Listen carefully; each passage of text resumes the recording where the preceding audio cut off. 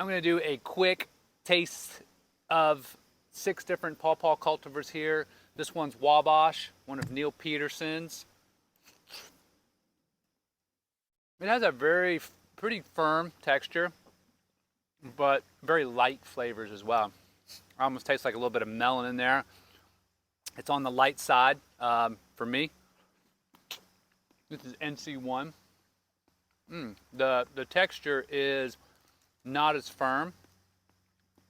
It's a little more squishy, but very nice flavor notes. A little more richer than that Wabash. And let's see, definitely banana in there.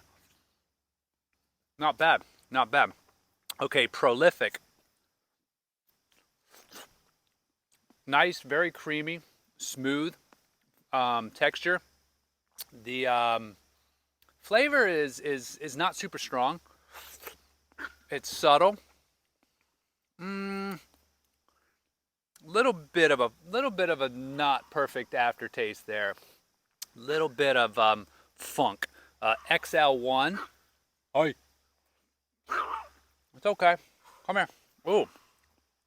XL1's good. Creamy. Lily. It's all right. Very smooth, very flavorful.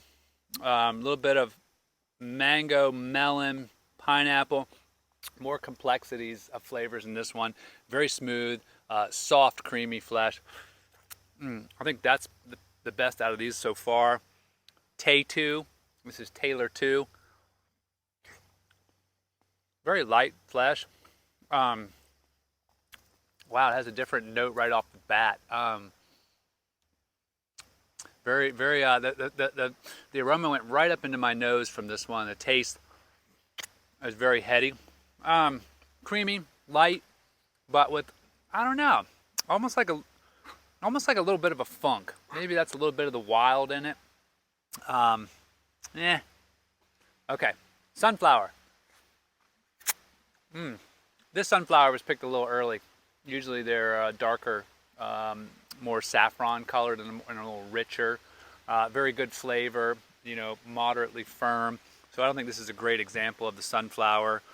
Sunflower can be a little bit like that Taytwo in a way where even the prolific had a little bit of the wild Paw Paw, funkiness in it, which some people like. I like very smooth, rich aromas with like no change in the aftertaste. I would say of all these, the XL1 was my favorite, followed up by NC1, and then I would probably say the Wabash, but Wabash is light for me, but I think it's a good Paw Paw. If you like a light Paw Paw, it's very good. All right, just a few notes.